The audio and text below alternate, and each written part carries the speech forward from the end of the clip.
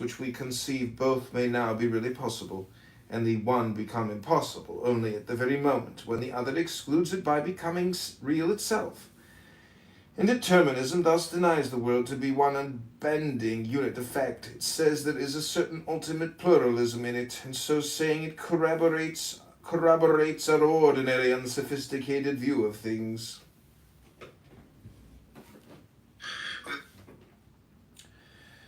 To that view, actualities seem to float in a wider sea of possibilities from out of which they are chosen, and somewhere, indeterminism says, such possibilities exist and form a part of truth.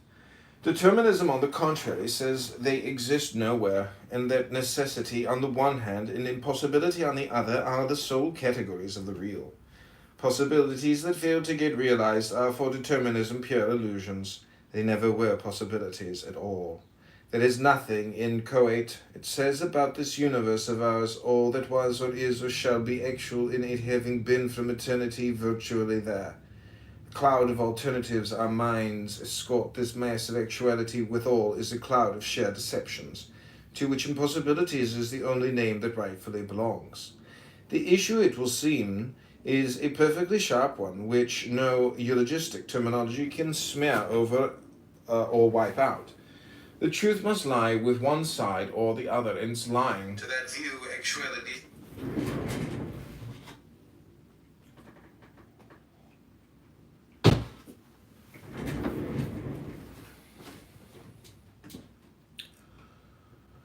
The cloud of alternatives our minds escort this mass of actuality withal is a cloud of sheer deceptions, to which impossibilities is the only name that rightfully belongs. The issue, it will be seen, is a perfectly sharp one, which no eulogistic terminology can smear over or wipe out.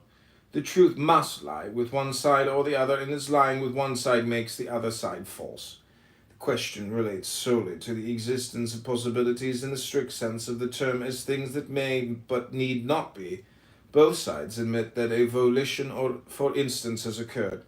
The indeterminists say another volition might have occurred in its place. The determinists swear that nothing could possibly have occurred in its place.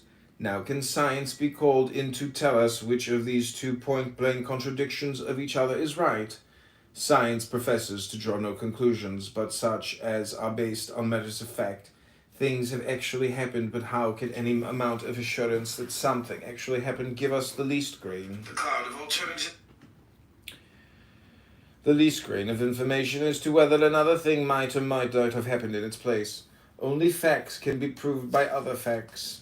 With things that are possibilities and not facts, facts have no concern. If we have no other evidence than the evidence of existing facts, the possibility question must remain a mystery never to be cleared up.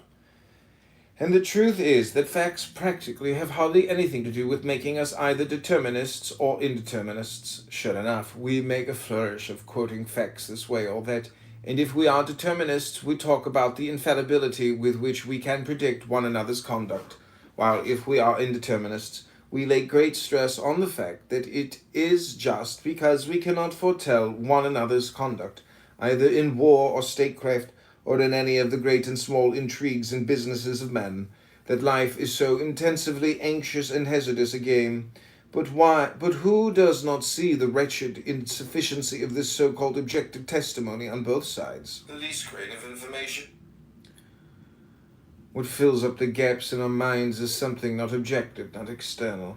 What divides us into possibility, men, and anti-possibility men is different faiths or postulates of rationality. To this man, the world seems more rational with possibilities in it. To that man, more rational with possibilities excluded. And talk as we will about having to yield to evidence, what makes us monists and pluralists, determinists or indeterminists, is at bottom always some sentiment like this. The stronghold of the deterministic sentiment is the antipathy to the idea of chance. As soon as we begin to talk in determinism to our friends, we find a number of them shaking their heads. This notion of alternative possibility, they say, this admission that any one of several things may come to pass is, after all, only a roundabout name for chance. And chance is something the notion of which no sane mind can for an instant tolerate in the world. What is it, they ask, but barefaced crazy unreason, the negation of intelligibility and law? Fills up the gaps in our minds.